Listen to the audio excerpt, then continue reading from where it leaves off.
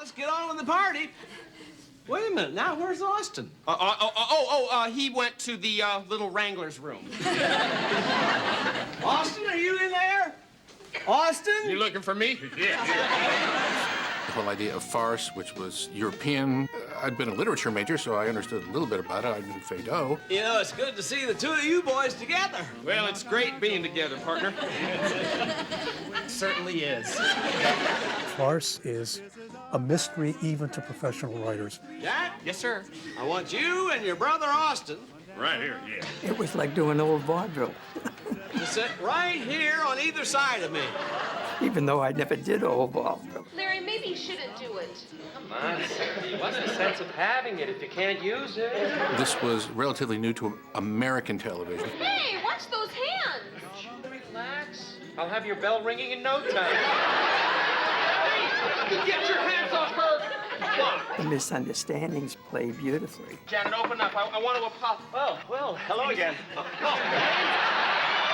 Oh, my God! And you couldn't even wait to take off your shoes. You had to suspend disbelief in that, well, why didn't somebody just ask somebody? If only I hadn't told you how easy it was to score with women today. How gullible they are, how easily they're fooled by the simplest come on.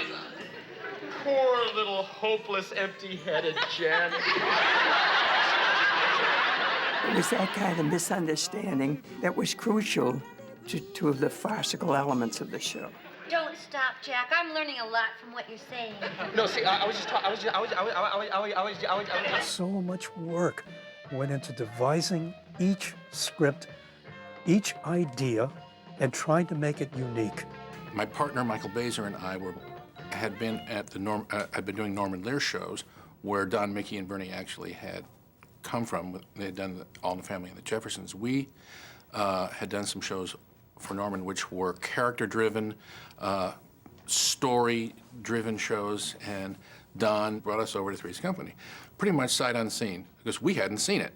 It had been on for about a year, and they sat us down in a room with the tapes in the days of tape before DVD, and we watched tape after tape, and we sat there, and we didn't understand how we didn't get it. We didn't know what was going on.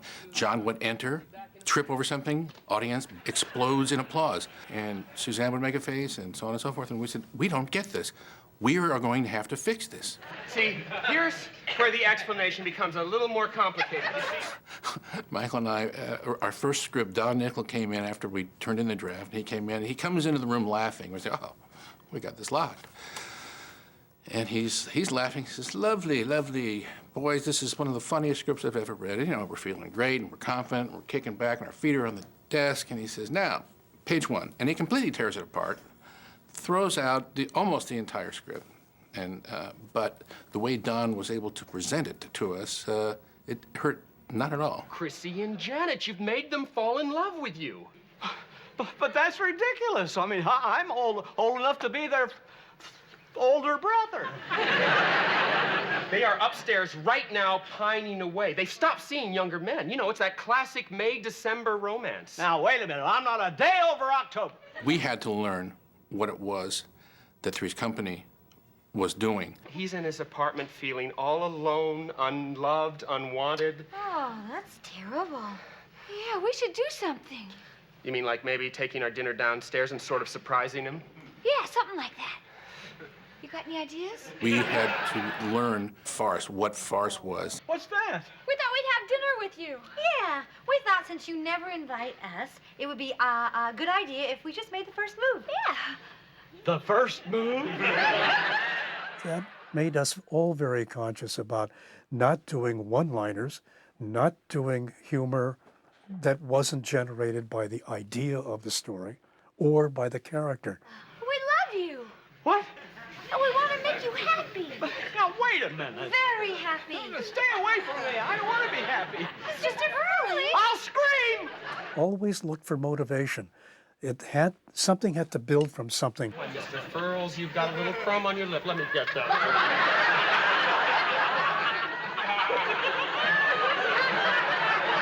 I'll wipe my own mouth, thank you. I was only trying to help. I thought you were going to get dessert. I'm gone.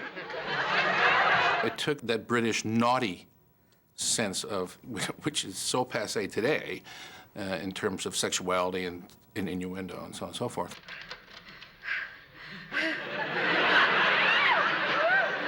I have to go now, Larry. The orgy's just started.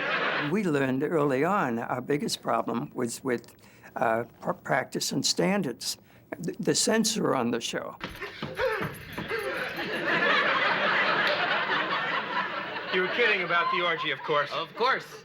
These were people who were mostly looking out for bad words, bad thoughts. Don't be such a tease, Janet. I want it. This was the censorship patrol.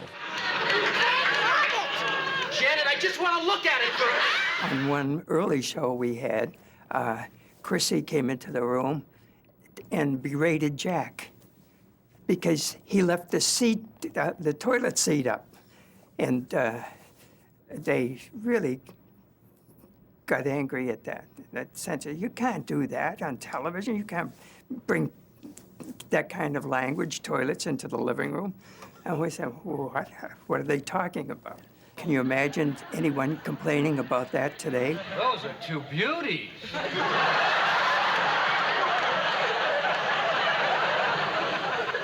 I never seen such gorgeous exaltadas. Throughout it all, Don Nichols would either answer what their needs were or, more than likely, They're so delicate. Don said to them, Oh, no. You'd be surprised the rough treatment they can take. "You aren't hearing it right. That is not the intent.